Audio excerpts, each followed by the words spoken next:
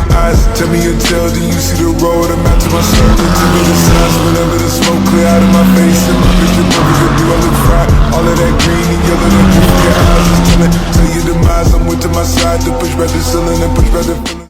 Hello everyone, so guess who might have forgot to film round 6 of GB4?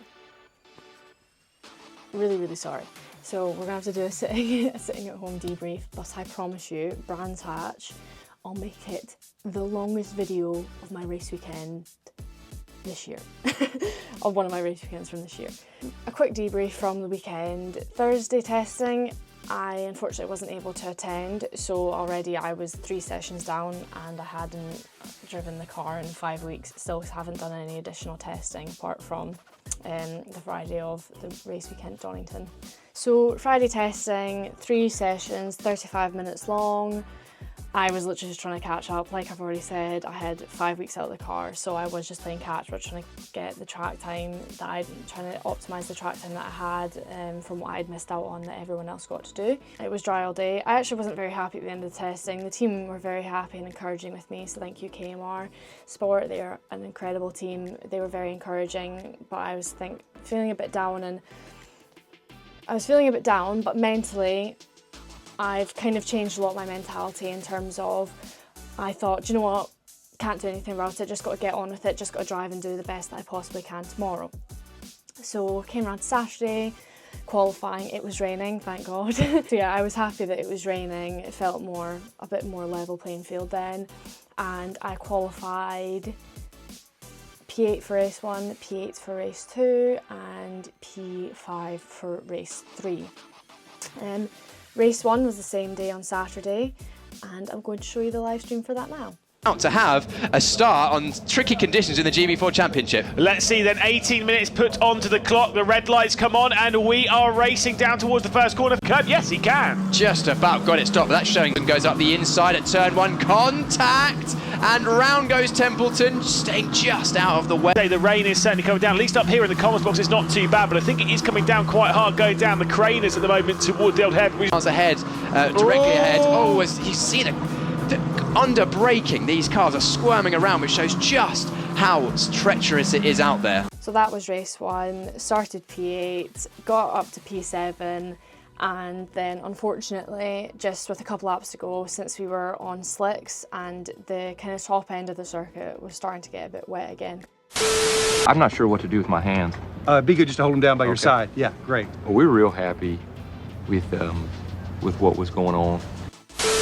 There was a bit more rain came back, just so dramatically from one lap to another. There was this one corner called Coppice, and that is the right-hander coming onto the straight, which goes down into the chicane. And it just got so wet from one lap to the other, and I was carrying so much speed through it, and I was turning, absolutely nothing was happening. I was just driving off the track because it was so damp and I was on slick tyres, so it's not an ideal situation to be in, obviously. And yeah, literally I just drove through the gravel. Luckily I didn't spin, so I managed to keep going, and we still managed to get in the points. So points, my own fault, can't say anything else. Sunday early on we had race 2, which I'm going to show you now. 18 minutes goes onto the clock and we'll get ourselves racing down towards turn 1. Linus Gravels had the same problems he had yesterday on that race down to the first corner. We get going, it's a great... Technically shouldn't really be driving on anyway because it's outside of track limits, but in these tricky conditions, I mean, that shot just shows how little visibility there is. It's obviously a wet race. We did actually, as a team, we were hoping it would rain again, as we set something in the setup to suit more rain better rather than less, all of us. So at the start the car felt awesome, it felt really good, was doing a decent job, and then not a lot of fighting going on because in the wet it's honestly kind of just, unless you're ridiculously faster than the other person who can get a really good run down the straight to get by them, it's kind of just a waiting game of waiting for them to make a mistake to slip past.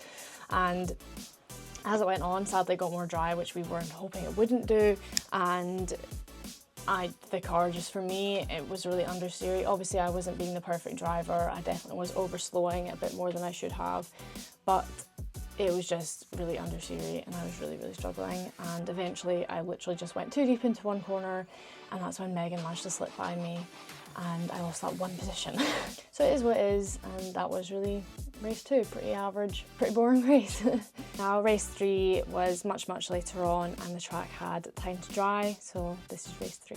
So let's see how this race unfolds. 18 minutes. Indeed. So 18 minutes as we had in the previous race. This time though we're going the full distance. We are inside though. Chloe Grant makes it 3 wide. It's straight around the outside. On the grid, quite the bottom end of the top 10, yeah. So he's up, what, plus 7 positions already. That's a brilliant start. Motorsport car there of Finn Harrison, as Ellis is now side by side with Chloe Grant. Yes, indeed, and I think Ellis is going to drop back because here comes through Alicia Palmovsky having a little bit of a look to the inside. Palmovsky's going to go, will squeeze her way through as Ellis is going to... Brilliant drive from Harry Burgoyne. He did it at the start. So race 3 was very stressful for me. I was having to fight the whole time.